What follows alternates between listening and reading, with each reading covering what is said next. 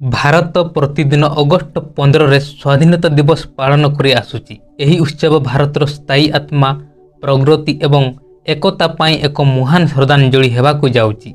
आसंतु स्वाधीनता विषय रे डिटेल जानिबा। परिचय केमिति पाइला?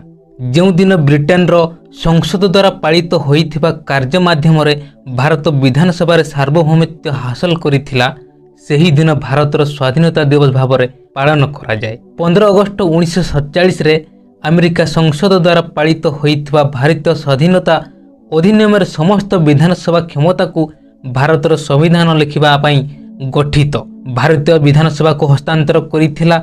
ब्रिटिश साम्राज्यर दमन विरोध में अहिंसा तथा नागरिक अमान्यर नीति प्रयोग करी यह एक दीर्घ युद्धर फलाफल। स्वाधीनता दिवस इतिहास कौन थिला? बेले बेले 17तम शताब्दी रे ब्रिटिश माने उपमालद्वीप रे वाणिज्य को आग्रह देखाई भारत आसीथिले। राज्य गुड़िकर समृद्ध एवं उपमालद्वीपर समृद्ध टोपोग्राफी द्वारा सेमाने आश्चर्य होई गले। धीरे धीरे सेमाने वाणिज्य कार्यकलाप वृद्धि करी देशरे पाद देवा आरंभ कले। एठार ईस्ट इंडिया कंपनी सामना को आसीथिला, जहाँ लंडन रे यार परिचालना बोर्ड को रिपोर्ट करुथिबा एक वाणिज्य कंपनी बोली अनुमान करा जाउथिला। तथापि उपमहादेश होइथिबा असीमित धन सुजोग देखि ईस्ट इंडिया कंपनी सरकार एवं न्यायपालिकार क्षमता को जबरदखल कला। 1757 रु 1858 पर्यंत भारतीय इतिहास रो एही समय को कंपनी नियम कहा जाए। 1857 रो विद्रोह पर्यंत जिनिस गुड़िक समान भाव में चलीथिला। जेतेबेले भारत ईस्ट इंडिया कंपनी रो नियम रानी विक्टोरिया को सरकारी सरकार 1857 मसीह हस्तांतर करा जाइथिला। एही अधिनियम ब्रिटिश क्राउन को भारतर चरम शासक भाव में प्रतिष्ठित करिथिला। परवर्ती दशंधि रे भारत नागरिक समाज एवं पॉलिटिकल दल धीरे धीरे शक्तिशाली हेले, स्वयं शासन किंबा स्वराज दाबी कले। अहिंसा एवं अणसहयोग एक दीर्घ युद्ध आरंभ हैला। फलस्वरूप 15 अगस्ट 1947 रे भारत स्वाधीनता हासिल कला। स्वाधीनता दिवस गुरुत्व कौन थिला? प्रथम पूर्व भारत कंपनी एवं द्वितीय रे ब्रिटिश क्राउन अधीन रे प्राय 2 शताब्दीर अधीनता पर स्वाधीनता लाभ हैला। यह ब्रिटिश मानक हाथ में आमर संबलर अनैतिक दमन एवं अपार शोषणर एक समय थिला। राज्य गुड़िक जबरदस्त दखल करा जाउथिला। राजा मानक सिंहासन दियागला एवं बिना कारण दंड दियागला।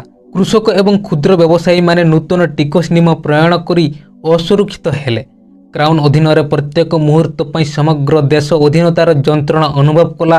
तेणु 15 अगस्ट 1947 रे जेतेबेले स्वाधीनता हासिल हैला, सेतेबेले यह एक बड़ सफलता एवं पालन करिबार एक कारण थिला। स्वाधीनता संग्रामर आमर स्वाधीनता संग्रामी तथा अन्य देशवासी द्वारा दिया जाइथिबा बलिदान द्वारा दिनर महत्व व्याख्या करा जाइथाय।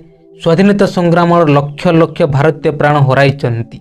सही दिन आमको स्मरण कराए जो दिन आमको स्वाधीनतार निश्वास नेबा पई निजर समस्त बलिदान देइचंती। स्वाधीनता दिवस मध्य आमको स्मरण कराए जे आमे ब्रिटिश साम्राज्यर सिकुड़ी मुक्त हेबारे सक्षम होइथिलु, कारण आमे यह विरोध रे युद्ध करिथिलु।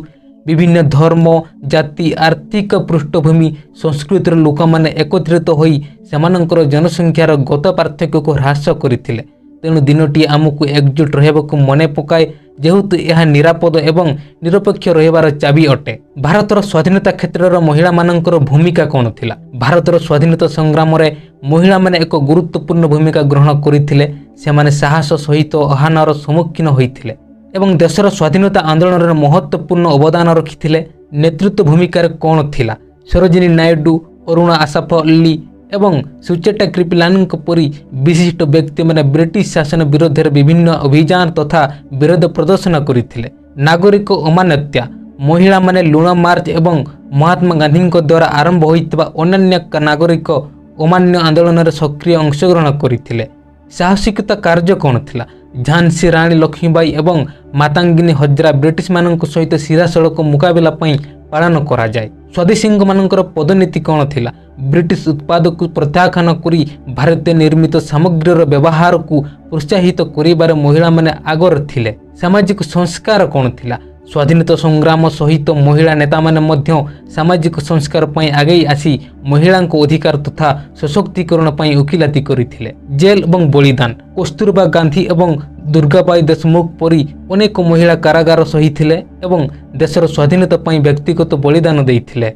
ସ୍ୱାଧୀନତା ପାଇଁ ଭାରତର ଯାତ୍ରା ବହୁ ସ୍ୱାଧୀନତା ସଂଗ୍ରାମୀଙ୍କ ବଳିଷ୍ଠ ଉଦ୍ୟମ ଦ୍ୱାରା ଚିହ୍ନିତ ହୋଇଥିଲା। ଏହି ନେତାମାନେ ଦେଶର ଜୀବନକୁ ଆକୃଷ୍ଟ କରି ନିଜ ଜୀବନକୁ ଉତ୍ସର୍ଗ କରିଥିଲେ। ମହାତ୍ମା ଗାନ୍ଧୀ ପ୍ରାୟତଃ ଜାତିର ପିତା କୁହାଯାଉଥିବା ଗାନ୍ଧୀ ଅହିଂସା ତଥା ନାଗରିକ ଅମାନ୍ୟତାକୁ ସମର୍ଥନ କରିଥିଲେ। ବ୍ରିଟିଶ ଶାସନକୁ ଚ୍ୟାଲେଞ୍ଜ କରିବାରେ ତାଙ୍କର ଦାଣ୍ଡି ମାର୍ଚ୍ଚ ଏବଂ ଭାରତ ଛାଡ଼ ଆନ୍ଦୋଳନ ପ୍ରମୁଖ ଭୂମିକା ଗ୍ରହଣ କରିଥିଲା। ଜବାହରଲାଲ ନେହେରୁ ସ୍ୱାଧୀନତା ଭାରତର ପ୍ରଥମ ପ୍ରଧାନମନ୍ତ୍ରୀ ଭାବେ ନେହେରୁ ଦେଶର ଆଧୁନିକ ପରିଚୟ ସୃଷ୍ଟି କରିବାରେ ଗୁରୁତ୍ୱପୂର୍ଣ୍ଣ ଥିଲେ। ତାଙ୍କର ପରୋପକାରୀ ନେତୃତ୍ୱ ସ୍ୱାଧୀନତା ପାଇଁ ଜନତାଙ୍କୁ ଏକତ୍ରିତ କରିଥିଲେ। ସୁଭାଷ ଚନ୍ଦ୍ର ବୋଷ ତାଙ୍କର ପ୍ରସିଦ୍ଧ ସ୍ଲୋଗାନ ମୋତେ ରକ୍ତ ଦିଅ ମୁଁ ତୁମକୁ ସ୍ୱାଧୀନତା ଦେବି ସହିତ ବୁଶ ବ୍ରିଟିଶ ମାନଙ୍କ ବିରୋଧରେ ଭାରତୀୟ ସ୍ୱାଧୀନତା ସେନାର ନେତୃତ୍ୱ ନେଇଥିଲେ। ଭାଗବତ ସିଂ ଯୁବ ପ୍ରତିରୋଧର ପ୍ରତୀକ। ସଂସଦର ବୋମା ଘଟଣା ପରି ସିଂ ଅବମାନତା କାର୍ଯ୍ୟ ତାଙ୍କୁ ସଂଗ୍ରାମର ଏକ ଆଇକନ୍ କରିପାରିଛି। ଝାନ୍ସୀ ରାଣୀ ଲକ୍ଷ୍ମୀବାଇ ସ୍ୱାଧୀନତା ସଂଗ୍ରାମର ମହିଳାଙ୍କ ଭୂମିକାକୁ ପ୍ରତୀକ କରି ସେ 1857 ବିଦ୍ରୋହ ସମୟରେ ବ୍ରିଟିଶମାନଙ୍କ ବିରୋଧରେ ନିଜର ସୈନ୍ୟବାହିନୀର ନେତୃତ୍ୱ ନେଇଥିଲେ। Sardar Vallabhbhai Patel iron man of India ଭାବରେ ଜଣାଶୁଣା। ପଟେଲ ରାଜକୁମାର ରାଜ୍ୟଗୁଡ଼ିକ ଭାରତୀୟ ୟୁନିୟନରେ ଏକୀକରଣ କରିବାର ଗୁରୁତ୍ୱପୂର୍ଣ୍ଣ ଭୂମିକା ଗ୍ରହଣ କରିଥିଲେ। ଡକ୍ଟର ରାଜେନ୍ଦ୍ର ପ୍ରସାଦ ଭାରତର ପ୍ରଥମ ରାଷ୍ଟ୍ରପତି ହେବା ବ୍ୟତୀତ ପ୍ରସାଦ ସ୍ୱାଧୀନତା ସଂଗ୍ରାମରେ ସକ୍ରିୟ ଅଂଶଗ୍ରହଣ କରି ସାମ୍ବିଧାନିକ ପ୍ରକ୍ରିୟାରେ ସହଯୋଗ କରିଥିଲେ। ଏହି ନେତାମାନେ ଅନ୍ୟମାନଙ୍କ ମଧ୍ୟରେ ସ୍ୱାଧୀନତାର ମସଲା ଜାଳି ଭାରତକୁ ଦୀର୍ଘ ଦିନର ସ୍ୱାଧୀନତା ଆଡ଼କୁ ଆଗେଇ ନେଇଥିଲେ। ସ୍ୱାଧୀନତା ଦିବସ ପାଳନ ଭାରତର ସ୍ୱାଧୀନତା ଦିବସ ଭାରତରେ ଏକ ଜାତୀୟ ମହୋତ୍ସବ ଭାବରେ ପାଳନ କରାଯାଏ। ବିଭିନ୍ନ ଧର୍ମ ଜାତି ଏବଂ ସଂସ୍କୃତିର ଲୋକମାନେ ଏହି ଦିନକୁ ଏକତ୍ର ପାଳନ କରନ୍ତି। ଜାତୀୟତା ଏବଂ ଦେଶପ୍ରେମର ଭାବନାରେ ପରିପୂର୍ଣ୍ଣ ସାରା ଦେଶରେ ରାସ୍ତାଘାଟ କାର୍ଯ୍ୟାଳୟ ବିଦ୍ୟାଳୟ କଲେଜ ଘରଗୁଡ଼ିକର ଉତ୍ସବ ଉତ୍ସାହ ଦେଖିବାକୁ ମିଳିଥିଲା। ଦେଶପ୍ରେମୀ ଗୀତ ଏବଂ ଜାତୀୟ ସଙ୍ଗୀତ ସହିତ ବାୟୁ ପୁନର୍ବାର ଫେରିଥାଏ। ବିଭିନ୍ନ ଆକୃତି ଏବଂ ଆକାରର ଫ୍ଲାଗଟି ତ୍ରିକୋଣ ଦିନ ଏକ ସାଧାରଣ ଦୃଶ୍ୟ। ଦିଲ୍ଲୀର ଉତ୍ସବ କେମିତି ପାଳନ ହୁଏ? ଜାତୀୟ ରାଜଧାନୀ ଦିଲ୍ଲୀ ହେଉଛି ସ୍ୱାଧୀନତା ଦିବସ ପାଳନ ପାଇଁ କେନ୍ଦ୍ର। ସ୍ୱାଧୀନତା ଦିବସ ପୂର୍ବରୁ ସନ୍ଧ୍ୟାରେ ଭାରତର ପ୍ରଧାନମନ୍ତ୍ରୀ ଟେଲିଭିଜନରେ ଦେଶକୁ ସମ୍ବୋଧିତ କରି ନାଗରିକମାନଙ୍କୁ ଅଭିନନ୍ଦନ ଜଣାଇବା ସହ ସ୍ୱାଧୀନତା ସଂଗ୍ରାମୀଙ୍କୁ ସ୍ମରଣ କରିଥିଲେ। ପରଦିନ ପ୍ରଧାନମନ୍ତ୍ରୀଙ୍କ ଦ୍ୱାରା ପତାକା ଉତ୍ତୋଳନ ସମାରୋହ ଦେଖିବାକୁ ରେଡ୍ ଦୁର୍ଗରେ ବହୁ ସଂଖ୍ୟାରେ ଜନସମାଗମ ହୋଇଥିଲା। ଜାତୀୟ ପତାକାକୁ ସମ୍ମାନ ଦେବା ଏବଂ ଏହା ପରେ ଘଟୁଥିବା ଘଟଣାଗୁଡ଼ିକର ସାକ୍ଷୀ ହେବା ପାଇଁ ଦେଶର ବିଭିନ୍ନ ସ୍ଥାନରୁ ହଜାର ହଜାର ଲୋକ ଏବଂ ବହୁ ମାନ୍ୟଗଣ୍ୟ ବ୍ୟକ୍ତି ଉପସ୍ଥିତ ଅଛନ୍ତି। ପତାକା ଉତ୍ତୋଳନ ଏକ ସଙ୍ଗେ ଜାତୀୟ ସଙ୍ଗୀତ ଗାନ କରାଯାଏ ଏବଂ ପରେ ପ୍ରଧାନମନ୍ତ୍ରୀଙ୍କ ସମର୍ଥନ 21ଟି ବନ୍ଧୁକ ଅଭିବାଦନ ପରେ ପ୍ରଧାନମନ୍ତ୍ରୀ ପୁଣି ଥରେ ଦେଶ ସମ୍ବୋଧନ କରନ୍ତି ଏବଂ ସ୍ୱାଧୀନତା ସଂଗ୍ରାମୀ ତଥା ସେମାନଙ୍କ ସଂଘର୍ଷକୁ ମନେ ରଖିଛନ୍ତି। ଏହି ଭାଷଣ ପରେ ଭାରତୀୟ ସୈନ୍ୟ ବାହିନୀ ଏବଂ ଅନ୍ୟ ସଶସ୍ତ୍ର ବାହିନୀ ଦ୍ୱାରା ଏକ ପଦଯାତ୍ରା କରାଯାଇଥାଏ। ବିଭିନ୍ନ ଭାରତ ରାଜ୍ୟର ଧାର୍ମିକ ଏବଂ ସାଂସ୍କୃତିକ ହେରିଟେଜକୁ ଦର୍ଶାଉଥିବା ଟେବୁଲ ମଧ୍ୟ ଏହି ଶୋଭାଯାତ୍ରାରେ ଭାଗ ନେଇଥାଏ। ବିଦ୍ୟାଳୟ ଏବଂ କାର୍ଯ୍ୟକାଳରେ ଉତ୍ସବ କ'ଣ ରହେ? ସମଗ୍ର ଭାରତରେ ବିଦ୍ୟାଳୟ କଲେଜ ଏବଂ କାର୍ଯ୍ୟକାଳଗୁଡ଼ିକ ପ୍ରାୟ ସମାନ ଉତ୍ସାହ ସହିତ ସ୍ୱାଧୀନତା ଦିବସ ପାଳନ କରନ୍ତି। ଉତ୍ସବରେ ପିଲାମାନଙ୍କର ଅଂଶଗ୍ରହଣ ଅଧିକ ପ୍ରତିଷ୍ଠିତ ଏବଂ ସେମାନେ ସମଗ୍ର ପ୍ରତିଷ୍ଠିତ କେନ୍ଦ୍ରରେ ଥିବା ପରି ମନେ ହୁଏ। ଛାତ୍ର ତଥା ଅନ୍ୟ କର୍ମଚାରୀଙ୍କ ଉପସ୍ଥିତିରେ ଜାତୀୟ ପତାକା ଉତ୍ତୋଳନ କରୁଥିବା ଅନୁଷ୍ଠାନର ମୁଖ୍ୟ ଉତ୍ସବ ଆରମ୍ଭ ହୋଇଥାଏ।